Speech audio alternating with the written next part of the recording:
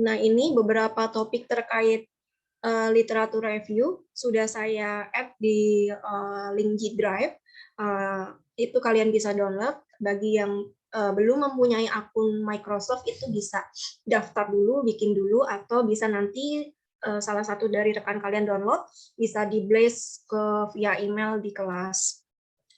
Nah, topik terkait literatur review ini penting sekali. Mengapa? Ini berbicara terkait mengapa literatur review itu penting, kemudian manfaatnya apa sih literatur review itu dimasukkan di dalam riset, dan bagaimana kita mencari sumber dari literatur review itu sendiri. Nah, literatur review ini bagian yang paling penting di dalam sebuah penelitian karena menggambarkan topik penelitian itu sendiri, gambaran terbaru dari suatu topik penelitian. Nah, ini perlunya bagi kalian untuk banyak-banyak sering membaca, mereview, memilih, dan menilai jurnal yang kalian cari itu sendiri. Maka semakin banyak Anda membaca jurnal, itu akan memudahkan kalian dalam menulis analisis atau menulis struktur kalimat di dalam laporan kalian nantinya.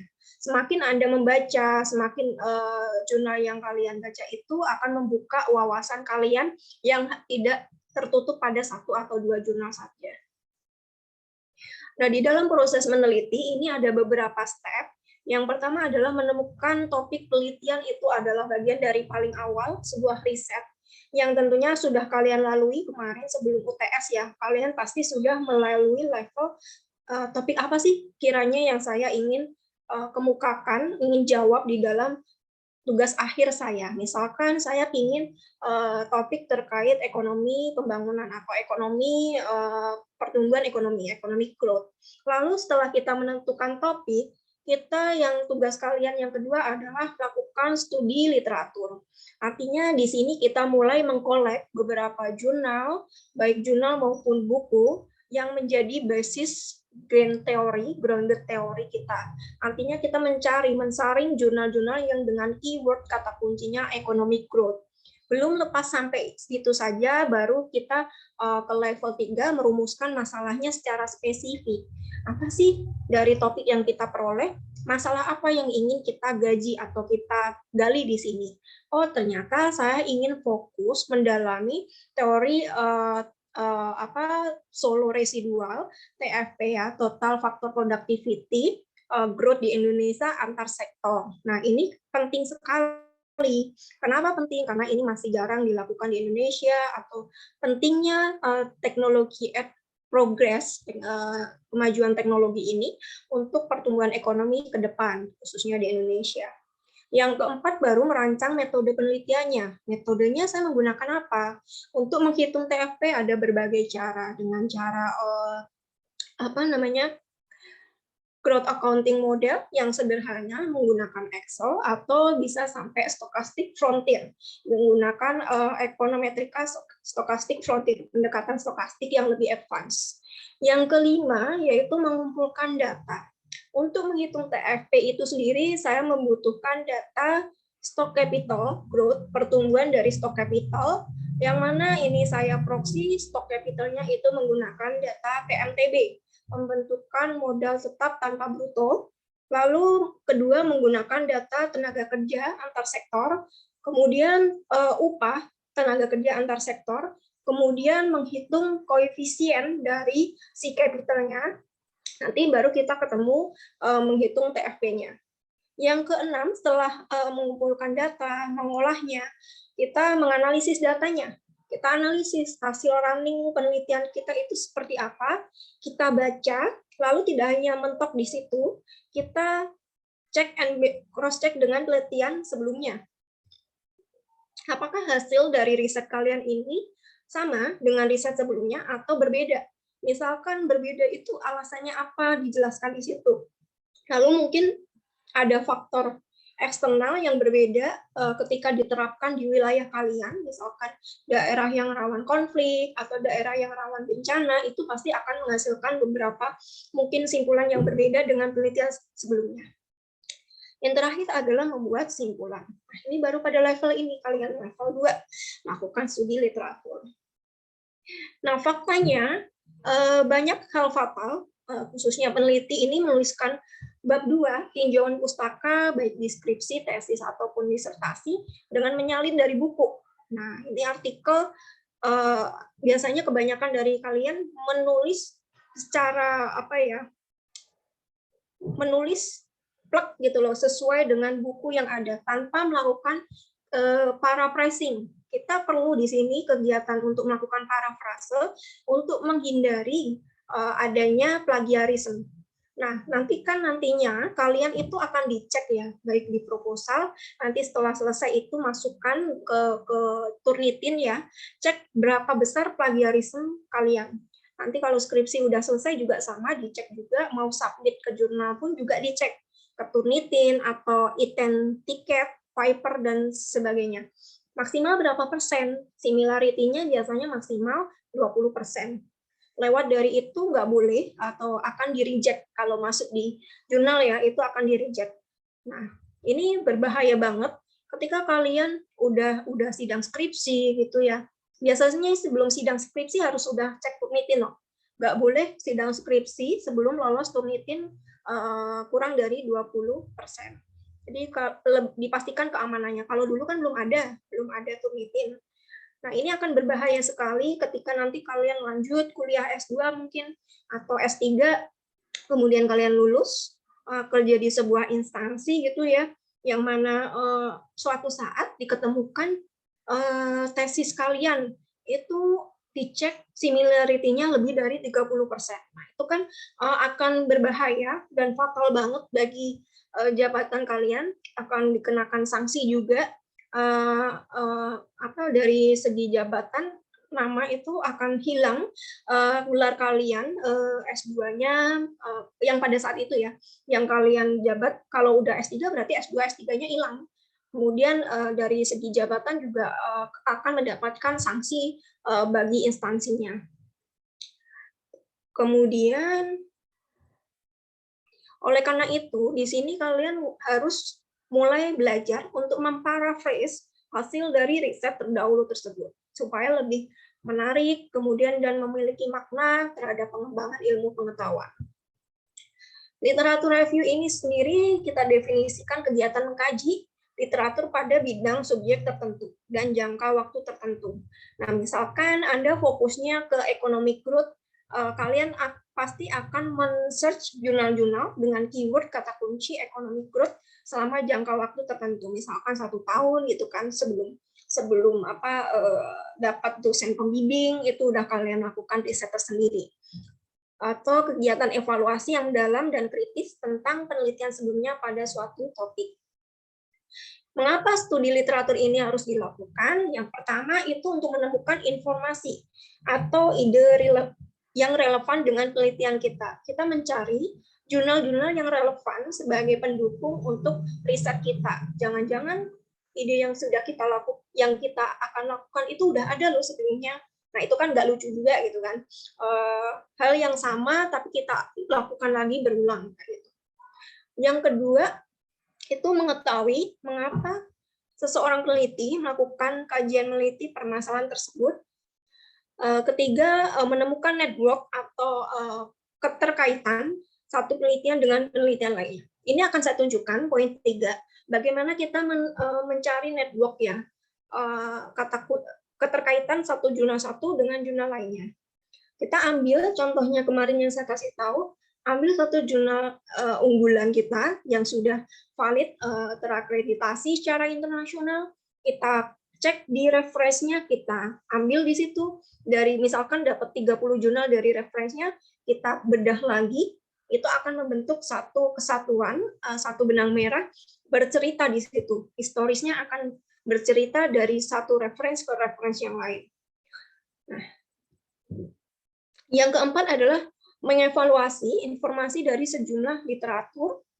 Kita bisa menggali, semakin banyak jurnal literatur yang kita baca, maka semakin besar pula kita untuk mengevaluasi informasi tersebut.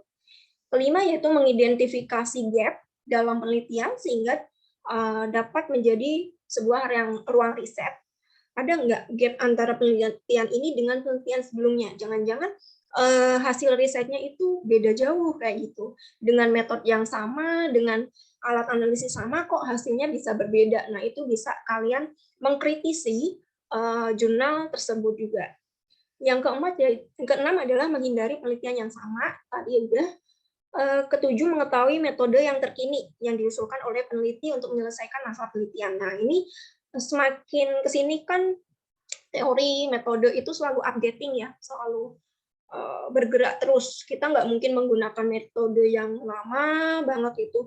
Padahal sekarang sudah ada metode yang lebih advance, maka gunakanlah metode yang terbaru. Gitu.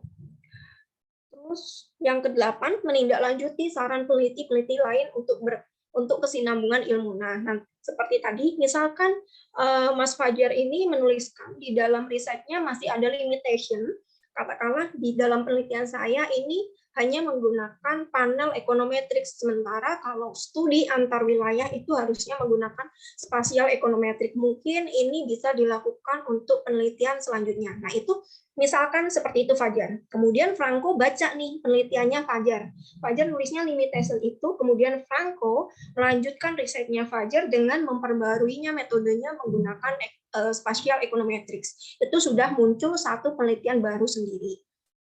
Dan keberlangsungan kesinambungan ilmu atau riset terkait topik tersebut. Yang kesembilan, yaitu menemukan celah atau masalah pada suatu area penelitian yang belum terpecahkan. Ke-10, meningkatkan pengetahuan dan keahlian kita dalam bidang ilmu yang diteliti. Pastinya nanti kalau kalian lulus, kalian itu punya spesifikasi keahlian tersendiri, ilmu yang kalian kuasai. Misalkan Fajar fokusnya lebih ke ekonomi growth, ke makronya, kemudian Franco lebih ke ekonomi politik misalnya saja, kemudian Mas Dwi Jayanto di bidang moneter, seperti itu. Pasti ada spesifikasinya nanti kalau kalian lulus. Nah, mengapa literatur review ini harus dilakukan? Ini seperti Circle of Method of Scientific Thinking yang dikenalkan oleh Prof. Burhan Bungin, disingkat Prof. Bubu ya. Beliau yang mengenalkan Prof. Bubu panggilannya. Jadi sebuah literatur review itu harus dilakukan, sebuah riset diawali sebuah paradigma perspektif, penelitian itu yang Anda lakukan itu berdasarkan paradigma seperti apa, dibangun dengan teori seperti apa, kemudian dilaksanakan, dijalankan dengan metodologi apa yang Anda gunakan, dikaitkan dengan fenomena-fenomena sosial yang ada di sekitar kalian. Lalu ada ini biasanya untuk level S3 ya, dikaitkan dengan philosophical perspektif. Penelitian ini penting sekali untuk menghasilkan penelitian yang berbeda, berkualitas, dan memperoleh sitasi. Tentunya kalian kalau punya jurnal yang banyak disitasi orang, artinya kan banyak orang yang baca jurnal kalian. Kemudian semakin banyaknya orang membaca jurnal kalian, itu semakin banyak orang juga terbantu di situ. Berkontribusi, jurnal Anda itu sangat berkontribusi untuk pengembangan ilmu pengetahuan. Nah, ini kan artinya kalian itu sudah memberikan positif impact selain pada diri kalian sendiri, tapi juga bagi segi keilmuan dengan mensubmit keluaran kalian berupa jurnal dengan banyak orang yang membaca seperti itu. Karakteristik dari literatur yang baik itu sendiri harus memiliki karakteristik yang pertama, membangun sebuah literatur review itu sebuah alur yang logis dan dari berbagai ide. Yang kedua adalah memiliki referensi yang terbaru dan relevan, umumnya 5 tahun terakhir. Kecuali untuk jurnal-jurnal yang sebagai grand teorinya, misalkan saya menggunakan Solos One yang berasal dari 1960-an, satu sebagai jurnal grounded teorinya, nanti kita perbarui dengan jurnal-jurnal yang terbaru, updating gitu. 5 tahun terakhir atau kalau 10 tahun masih bisa, tapi kalau bisa diperbanyak yang 5 tahun terakhir. Ketiga adalah menggunakan terminologi yang tepat. Nah, ini untuk anak ekonomi, maka gunakanlah istilah-istilah Mbak Noventi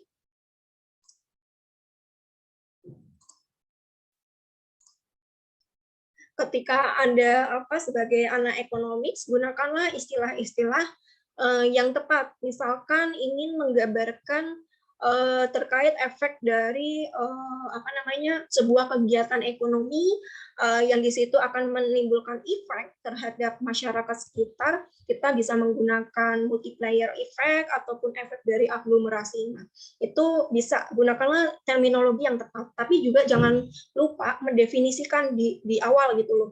Jangan menggunakan istilah yang asing bagi selain orang ekonomi tanpa mendefinisikannya di awal gitu, khususnya di bagian tinjauan pustaka. Apa itu aglomerasi, kemudian apa itu multiplier effect gitu. Kemudian yang keempat yaitu memberikan pandangan yang tidak bias dan komprehensif dari penelitian sebelumnya terkait topik yang diteliti. Jangan sampai kita salah menginterpretasikan ya penelitian sebelumnya dengan apa yang kita baca. Nah, literatur review ini membantu mengecek apakah studi literatur sudah baik apa belum. Panduan pertanyaan ketika kita melakukan studi literatur, yang pertama adalah apa sih yang menjadi masalah? Kemudian mengapa itu penting? Kenapa sih topiknya Mas Fajar kemarin terkait kemiskinan ya? Poverty itu penting sekali, khususnya misalkan ambil studi kasusnya di Jawa Tengah. Pentingnya apa? Bukankah penelitian itu sudah banyak dilakukan? Apa yang baru? Apa novelty dari si Fajar itu sendiri? Itu disebutkan di state of your art, state the art itu dimunculkan di bagian introduction atau pendahuluan. Apa sih keunggulan dari risetnya Fajar itu yang membedakan dari penelitian sebelumnya? Kemudian, apakah masalah yang terdefinisi dengan jelas? Apa masalah atau rumusan masalah yang kalian inginkan dijawab di dalam riset kalian? Umumnya rumusan masalah itu biasanya umumnya minimal 3 ya, minimal 3 rumusan masalah, 3 tujuan juga. Kemudian yang ketiga adalah apakah model, teori, dan metode penelitian ini dinyatakan dengan baik. Setelah mendapatkan topik, kemudian kalian menentukan teorinya apa, dari teori kita turunkan ke modelnya, dari model kita turunkan metodenya, metode empirisnya, itu menggunakan apa, sudah benar belum stepnya. Kemudian yang keempat, bagaimana cara data itu dikumpulkan, dibuat, dan diolah. Setelah menentukan, saya menggunakan Fifth Effect Model, kemudian saya merunning, kemudian data yang saya gunakan itu data apa aja. Nah, bagaimana cara mengumpulkan? Kalau data sekunder artinya dari mana sumbernya? Dari BPSK, dari World Bank disebutkan semua. Kalau datanya primer, itu bagaimana cara mendapatkan data tersebut? Dengan interview, FGD, nyebar kuesioner, atau dengan apa gitu loh. Nah, itu harus dijelaskan di dalam metodologi. Lalu, bagaimana mengolahnya? Apakah dengan metode ekonometrika panel, kemudian atau dengan olahan yang lain, itu perlu dijelaskan step by step-nya di dalam bab 3 juga. Kemudian, apakah data yang diolah ini diinterpretasikan dengan baik? Nah, ini setelah kalian mengolah data, kalian running, kalian analisis hasilnya, diinterpretasi.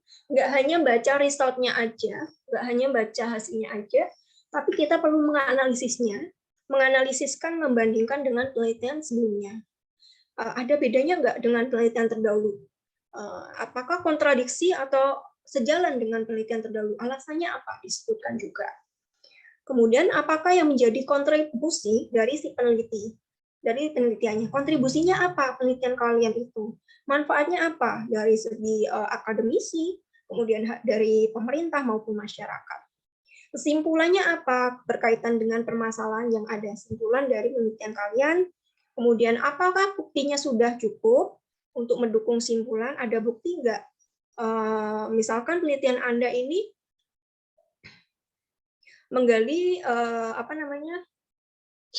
dampak dari COVID-19 ini terhadap pertumbuhan ekonomi yang menyebabkan kelesuan daya beli masyarakat.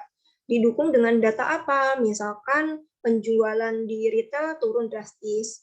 Kemudian nilai PMI, Purchasing Manager Index, juga turun drastis. Purchasing Manufacture Index itu turun juga di bawah 50. Itu boleh ditambahkan beberapa bukti fakta-fakta yang ada di lapangan untuk memperkuat analisis kalian.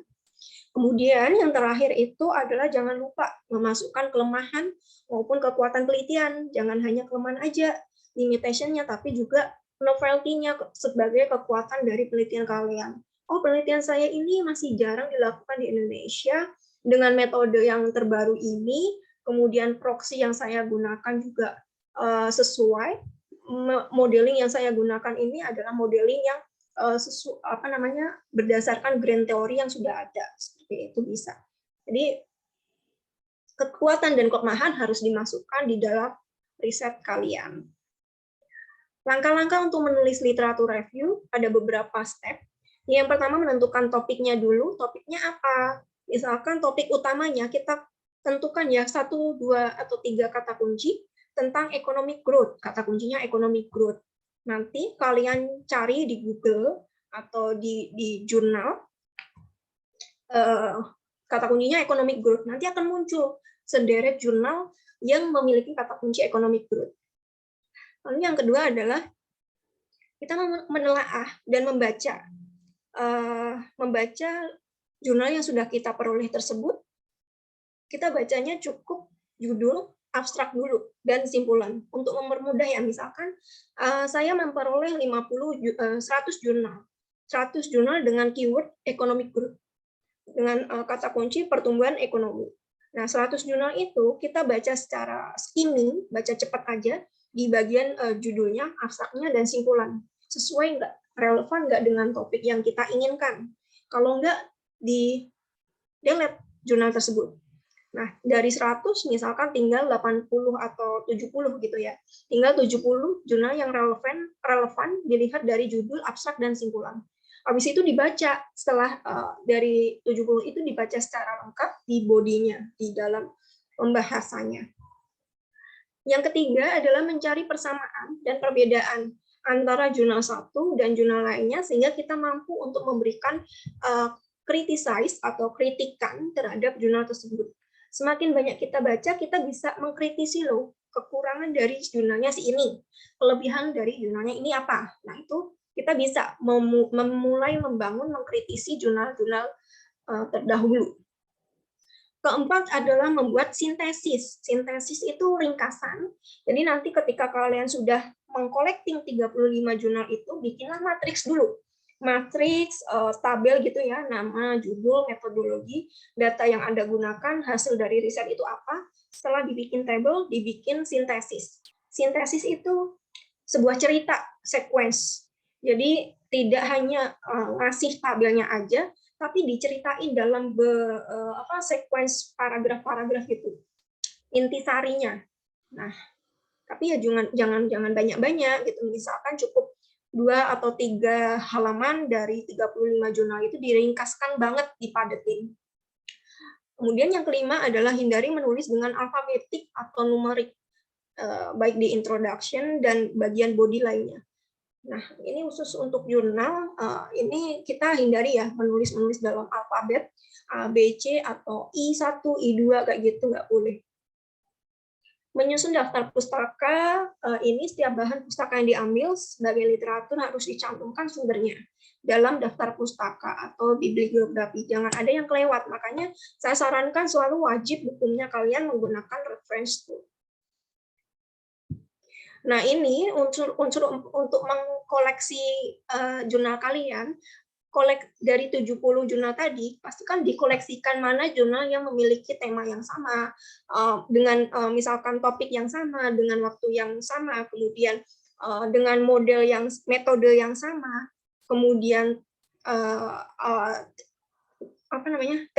grounded teori yang digunakan sama, itu akan kalian kolektingkan dalam 1, 2, 3, 4 kelompok.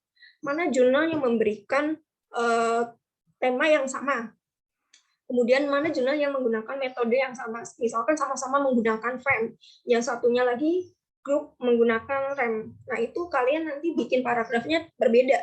Satu menjelaskan FRAME dulu, satu menggunakan REM. Kemudian teorinya yang digunakan yang sama diceritain dalam satu paragraf kayak gitu. Jadi nanti dalam bikin sintesis ini kalian itu menjelaskannya secara runut. Misalkan yang satu memberikan efek positif signifikan, ceritain dulu yang itu. Jurnal mana aja yang menceritakan variabel ini memberikan positif signifikan terhadap variabel Y-nya. Baru nanti di paragraf yang berbeda, ini ada juga yang jurnal mengatakan variabel ini tidak mempengaruhi secara signifikan. Itu boleh seperti itu. How to write a literature review, ini bisa kalian baca sendiri. Bagaimana kita menulis kajian literatur, mulai dari introduction, body paragraph, dan conclusion. Intinya ini adalah kita menentukan topiknya dulu, menentukan fokusnya dulu, kemudian menjawab penelitian, ringkasan singkat. Nah, ini bisa kalian baca sendiri. Ini tadi yang saya berikan contoh sampel ya. Misalkan topiknya Anda menemukan topik terkait economic growth, dengan kata kunci economic growth, kalian memperoleh 7.444 jurnal dengan kata kunci tersebut. Lalu kita sortir, apakah dari sekian jurnal ini relevan nggak dengan studi kalian? Kalau relevan ya kita ambil, kalau enggak kita remove. Dari 7.000 sekian tersisa hanya 190 yang sesuai dengan studi kita, penelitian kita. Lalu kita cek ke abstraknya, kita screening tadi ya, kita skimming abstraknya dari 190 ini sesuai nggak, cocok nggak dengan penelitian kita kira-kira. Ternyata dari 190 kita sortir lagi, tinggal 122 jurnal. Yang keempat adalah tahap cek eligibility atau kualitas dari jurnal tersebut. Dari 122 ini kualitasnya bagaimana? Jurnal tersebut sudah terakreditasi belum? Metodologi yang digunakan gimana? Apakah sudah cukup bagus atau kurang? Dari ini sisa 68. Dari 68 jurnal ini kita cek studinya, kita bandingkan, kita sortir lagi, masukkan beberapa jurnal, tidak hanya satu metode saja. Misalkan ada yang menggunakan kualitatif metode, ada yang menggunakan kuantitatif, ada juga yang menggunakan mixed method. Semakin banyak jurnal yang menggunakan berbagai metode Anda gunakan, maka itu akan memperkuat dari penggunaan literatur yang review kalian gunakan. Nggak hanya terbatas dari satu pendekatan aja. Nah, ini beberapa link yang bisa untuk mempermudah kalian. Misalkan resumer, ini untuk meresum. Misalkan Anda memperoleh jurnal, saking banyaknya nggak mungkin kita menggunakan manual gitu ya. Tapi kita nggak boleh ambil mentah-mentah, biasanya itu hasilnya agak acak-acakan juga, kurang bagus. Kalian harus mengecek juga hasil resumer itu sendiri. Terus ada summary, kalian upload filenya, nanti kelihatan summarize-nya, tapi nggak boleh langsung di-copy ya, langsung di-copy ke bagian tinjauan pustaka kalian, tapi dicek lagi, paraphrasing lagi dengan tata bahasa kalian yang lebih baik. Biasanya kalau mesin ini bahasanya kurang bagus juga. Ini beberapa cara untuk menghindari plagiarisme, maka kita perlu melakukan paraphrase. Ini ada juga paraphrase tool. Nah, ini tapi perlu ya dicek juga hasilnya setelah diparaphrase bagus enggak atau masih bahasa mesin ya pada umumnya. Kemudian sumber dari literatur mana aja sih yang dapat kita gunakan sebagai reference. Ternyata ada 3 kelompok yang bisa kita gunakan. Pertama adalah yang sangat layak, yang kedua layak, kategori layak, yang ketiga hanya cukup dipertimbangkan aja, artinya kurang layak di sini. Yang untuk sangat layak di sini tentu saja adalah artikel jurnal, makalah ilmiah, conference atau proceeding, laporan penelitian atau working paper biasanya kita kenal, terus ada skripsi, tesis, dan disertasi. Ini sangat layak sekali. Bahkan proporsi dari jurnal itu sendiri adalah minimal 70% dari daftar pustaka kalian. Artinya kalau ada 35 jurnal minimal ya itu udah menggambarkan 70% dari dapusnya. Sisanya apa? Sisanya bisa berupa textbook, buku hasil penelitian, reference, monogram. Nah, ini masuk di dalam 30% sendiri. Nah, untuk publikasi non-akademik, misalkan koran, majalah, buku populer, website, kemudian laporan proyek, tugas perkuliahan ini sangat kurang disarankan, dipertimbangkan aja untuk mendukung ide dan wawasan aja. Jadi kalian nanti kalau mengutip hasil di websitenya apa gitu yang linknya kurang jelas, validitasnya dipertanyakan, kalau bisa jangan digunakan. Gunakan cukup jurnal-jurnal dan buku textbook aja. Jurnal minimal 70%. Bagaimana mengecek kredibilitas dari si jurnal itu sendiri? Dicek dari indeksnya. Kalau internasional itu biasanya ada logonya Scopus atau Web of Science atau WOS, bisa dengan publikasi PUB, MED atau publikasi media, ini sudah terindeks. Kemudian apakah jurnal itu sudah berimpact, berdampak atau belum? Biasanya ada tulisannya impact faktornya berapa. Kemudian publisher ini sendiri juga perlu hati-hati bagaimana kita mencari jurnal, apakah jurnal ini masuk predatory atau bukan. Predatory artinya kan jurnal tersebut secara validitasnya nggak ada pertanggungjawabannya gitu loh, nggak ada logonya Scopus, WOS atau sebagainya. Mereka tuh biasanya para penulis terkecoh ya, menjanjikan jurnal ini bisa rilis cepat dengan terindeks Scopus sekian, tapi ternyata masuk list predatory, yang mana itu ilegal gitu, nggak boleh. Satu hal yang penting untuk mengetahui jurnal bereputasi adalah dengan Simago. Nanti kalian masuk link Simago untuk cek peringkatnya di mana, untuk yang internasional. Kalau untuk yang nasional, cek di Sinta, nanti saya tunjukkan websitenya. Mencari kata perangkatnya, literatur di web, dengan Google Scholar. Nah, ini bisa kalian ketikkan Google Scholar untuk melihat tulisan dosen, ketikkan aja Google Scholar Dwi Rahmayani, dan itu nanti akan muncul tulisan jurnal-jurnal dari saya. Nah, ini untuk Sinta tadi. Nah, ada jurnal itu yang free access atau open access, ada juga yang berbayar. Nah, ini yang free access kalian bisa download. Tapi yang berbayar gimana? Kadang biasanya yang berbayar itu kan yang bagus ya, yang tulisannya banyak citasinya dan memang itu kita butuhin. Nah, ini triknya gimana sih caranya? Nah, ini jawabannya. Ini bukan rahasia lagi ya, sudah rahasia umum lah. Ini sangat berguna sekali bagi para periset untuk menemukan buku maupun jurnal secara gratis. Linknya ini kadang berubah-ubah sih belakang. Jadi jangan kaget kalau link ini sewaktu-waktu menghilang, itu karena biasanya dikejar penerbit ya. Ini kan nggak boleh sebenarnya, tapi hal ini sudah menjadi rahasia umum bagi periset. Kita nggak harus kan bayar mahal-mahal untuk satu jurnal aja. Karena dia ini dibentuk oleh sebuah kelompok ideologi yang berpandangan bahwa pengetahuan itu hak semua orang, milik semua orang, yang tidak ada kekuasaan tertentu yang boleh menguasai sains. Kalau kalian mau beli, ya lumayan, satu jurnalnya bisa 2 jutaan kayak gitu kan, eman-eman gitu loh. Nah, kalian bisa download di sini. Di Sihub ya, linknya itu Sihub. Kalau mau download buku itu biasanya di Libgen atau nBookV. Kita coba ya di sini. Kita misalkan Sihub, namanya sekarang si.book.sc.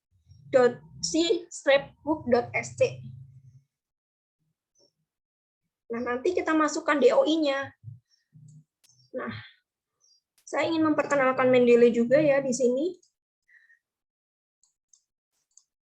Nah, tampilan Mendeley yang offline seperti ini, kalian download aja, ini gratis. Yang online itu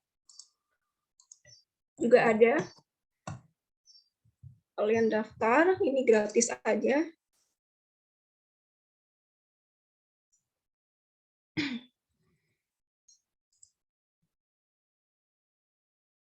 Nah, ini saya sudah sign in. Di sini ada akunnya atas nama saya. Ini loh caranya untuk mencari jurnal yang cukup relevan dan high citation, atau citasinya cukup tinggi. Misalkan topik terkait economic growth. Kita ketikkan aja di sini. Nanti akan muncul beberapa jurnal. Mulai yang most relevan, yang paling relevan, kita di sini bisa muncul citasinya udah berapa kali. Berapa yang baca jurnal tersebut. Kemudian yang terupdate, most recent, atau yang paling banyak disitasi. Nah, ini yang paling banyak disitasi, ada yang open access juga, ada yang berbayar. Nah, ini ada 20.000 sitasi. Ini salah satu biasanya jurnal yang sudah bagus banget. Kalian kalau yang sudah open access, tinggal klik aja download. Nah, ini nanti tinggal view PDF. Tapi kalau yang kayak ini belum free access, belum ada tandanya seperti ini ya, open access PDF. Ini diklik aja yang close access ini. Kemudian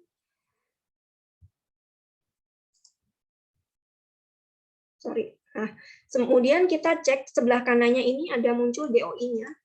Kita copy DOI-nya, kita masukkan ke halaman Sihub tadi. Kita paste di sini, kita klik open. Nah, ini langsung ke download. Kalian tinggal klik save aja di sini. Ini jurnal berbayar aslinya. Tapi dengan bantuan Sihub ini semua peneliti bisa baca karena ilmu adalah hak semua orang. Nah, ini membantu kita lah, khususnya bagi univ-univ yang mungkin belum berlangganan di sejumlah jurnal. Tapi kan UNES juga punya ya langganan dengan apa gitu, Elsevier atau apa. Kalian bisa download secara resmi di situ. Tapi kalau beberapa jurnal nggak bisa diakses, jalan terakhir ada di sini, di Sihub.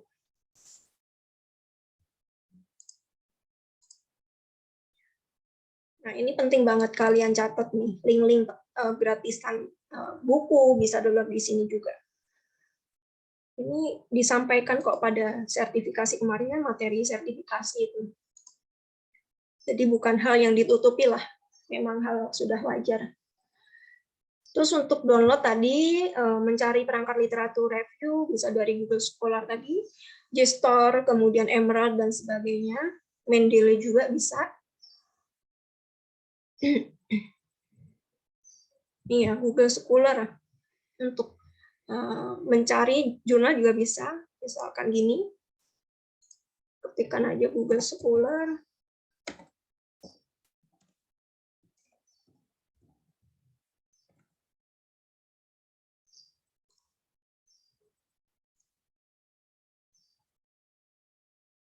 Nah, ini nanti topiknya terkait apa? Misalkan COVID. Nah, ini akan muncul. Nah, beberapa bisa langsung di-download. Nah, kalau mau ngecek Google dosen, misalkan saya bisa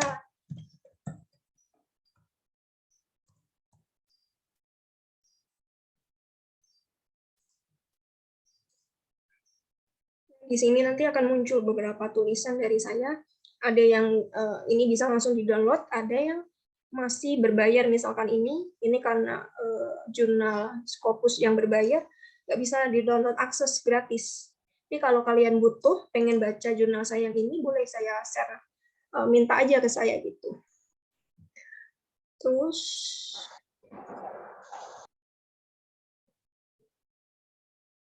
ini udah ya, Mendeley dan lain sebagainya. Ini tampilannya kalau di ini ya, tadi saya contoh aja. Kalau kalian udah download Mendeley yang offline, itu akan muncul di atasnya sini. Kalau kalian klik reference gitu ya. Nah, kemudian insert citation, kita ketikkan misalkan Romer. Kita ketikkan untuk yang disitasi. Nah, ini kok langsung gini sih?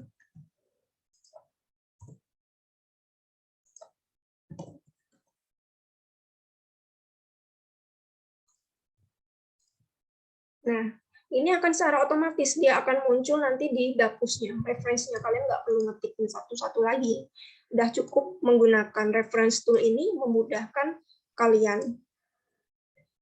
Oke, seperti itu. Ada yang ditanyakan sejauh ini? Lumayan 1,5 jam.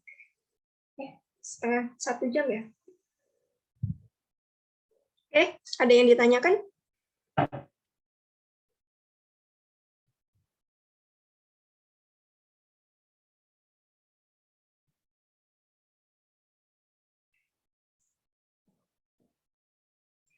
Nih, saya mau ada yang ditanyakan nggak? Halo. Saya mau nunjukin gimana sih bikin literatur review yang bahasanya sequence atau berurutan gitu ya. Mengalir aja istilahnya.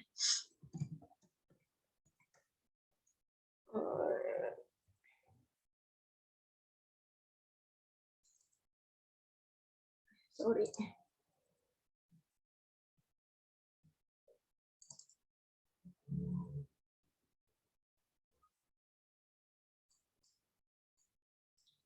Nah, ini judul untuk tesis saya ya, terkait pengaruh human capital spillover terhadap pertumbuhan ekonomi di Indonesia. Kita langsung di bagian daftar isi. Ini biasa ya, ada abstrak, kemudian kata kunci, pengantar, daftar isi, sama pada umumnya. Di halaman pertama, pernyataan, abstrak, kata pengantar, daftar isi, tabel lampiran, pendahuluan, ada latar belakang, rumusan masalah, tujuan dan manfaat. Penelitian ini biasanya disesuaikan masing-masing univ ya. Ada tujuan dan manfaatnya. Kemudian yang kedua masuk bab 2, tinjauan pustaka. Mulai dari teori apa yang saya gunakan, saya bedah di sini, saya bercerita menggunakan konsepnya si Solos One. Kemudian saya menceritakan terkait dinamika antara capital output, steady state, kemudian the explanation of modelnya, model Solo yang lebih deep ke dalam, menceritakan tentang klasifikasi teknologinya, pendekatan yang saya gunakan, yaitu menggunakan hard neutral. Terus di sinilah poinnya, saya menceritakan tentang spillover atau limpahan di sini. Saya di sini bercerita dari jurnal terdahulu, sequence, nyeritain definisinya, kemudian formulanya seperti apa. Ini saya cerita seperti apa bentuknya, baru nanti ini ada kerangka dan hipotesis. Nah, saya cerita di sini, misalkan definisi dari spillover itu sendiri dari penelitian terdahulu itu apa? Ternyata Lee and Zhou ini mendefinisikan spillover atau limpahan modal manusia ini sebagai hasil interaksi antara modal manusia dan kesenjangan antara pendapatan per kapita dan jarak dari suatu wilayah dengan wilayah lainnya. Ada efek jarak, distance di sini, ada pendapatan per kapita. Model ini berawal dari Nelson and Phelps, jadi ini saya belajar mundur, bacanya dari reference tadi, saya baca mundur, dikenalkan oleh Nelson and Phelps. Pertama kali mengenalkan difusi teknologi. Nelson and Phelps ini mengenalkan difusi teknologi ini dengan asumsi bahwa teknologi melekat di tenaga kerjanya atau labor augmenting, dikenal dengan Harrod neutral. Nah, ini teknologinya, A melekat di labornya. Dikenalkan oleh Phelps and Nelson and Phelps. Kemudian dari Phelps and Nelson ini dia memformulasikan rumusnya itu seperti ini. Ini saya baca dari jurnalnya ini dulu. Kita tuliskan formulanya seperti ini. Nah, kemudian dari persamaan tersebut kita mengenalkan ada terminologi teknologi, yaitu di sini kesenjangan teknologi diperoleh dari H kecil ini kali T besar kurangi A. T ini apa ya, lupa UT-nya. Terus dari Nelson and Phelps ini ternyata dikembangkan lagi oleh si Ben Habib and Spiegel tahun 1994 dengan menambahkan keberadaan inovasi domestik. Dia mengenalkan adanya tambahan G di sini, G kecil, yang kita kenal sebagai endogenous growth rate, yang merepresentasikan inovasi teknologi. Ini saya baca, memperoleh cerita kayak gini tuh diperoleh dari jurnal. Oh, kita mengkaitkan cerita kayak gini dari jurnal A, B, C, dan seterusnya. Dari Ben Habib ini, kemudian kita masukkan ada rumus total faktor productivity juga. Nah, kemudian yang terupdate tadi di Enzo ini yang sebagai basis kita gunakan dalam rumus menghitung human capital spillover, di sini menjadi rumusnya seperti ini. Yang mana ada efek distance, kemudian efek income gaps, ya, pendapatan, kesenjangan pendapatan di sini untuk menghitung human capital spillover. Rumusnya seperti ini. Baru itu aja. Untuk A-nya doang loh, untuk menghitung A-nya doang seperti ini. Nah, ini lalu diteruskan lagi ya. Ada ceritanya, kemudian dari Li and Zhou ini kemudian saya dimasukkan metodologi gravitasi, diperkenalkan oleh Rubinstein, kemudian dia yang mengenalkan bahwa ini efek dari jarak itu efek dari rumus gravitasi kemudian dikembangkan hingga persamaan akhirnya tuh mana ya?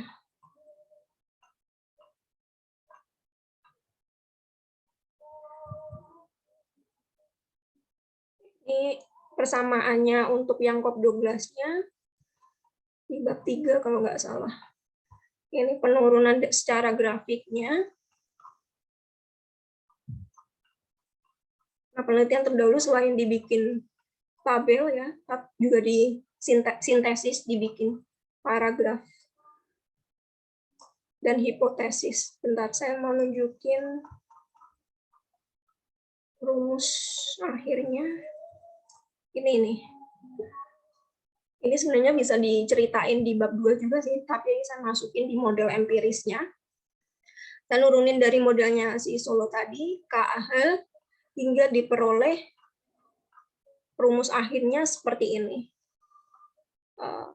Growth of Y sama dengan growth of capital ditambah dengan growth of capital ditambah dengan growth of H, human capital, dan growth of A, atau human capital spillover. Nah, ini saya memasukkan tadi rumusnya si Li and Zhou. Nah, efek spillover ini dihitung dulu, efek distance, sehingga memunculkan growth S-nya. Baru kita transformasi ke model empirisnya. Menjadi seperti ini, logaritma natural YIT sama dengan alfa, plus beta 1, ln K IT plus beta 2, ln H IT plus beta 3, ln S plus error IT. Nah, ini saya menggunakan analisis panel biasa, menggunakan FEM. Nah, ini cara untuk menurunkan persamaan ekonometrikanya itu sampai 3.40. Nggak asal gitu loh kalian. Kadang itu saya paling sering ya, ketika kalian kasih tugas, misalkan ekonomi sumber daya alam, langsung muncul. Saya mengutip jurnalnya ini, langsung muncul persamaannya ini, Bu. Waduh, ya nggak kayak gitu konsepnya lah. Maksudnya kalian harus bisa nuruninya, pakai teorinya siapa, kemudian diturunin, dikembangin, hingga munculkan modelnya sendiri gitu loh, model milik kalian. Nggak ujuk-ujuk langsung 3.40 ini muncul satu persamaan doang, tapi ada prosesnya gitu loh. Terus hipotesis juga dimunculkan di sini ya. Hipotesisnya boleh dimasukkan di bab 2 akhir ya. Nah, ini hipotesis yang saya bikin, mulai hipotesis alternatif dan hipotesis nolnya. Kalau H0 diterima seperti apa kesimpulannya, kalau H1 yang diterima seperti apa kesimpulannya. Nah, kayak gitu. Oke, ada yang ditanyakan?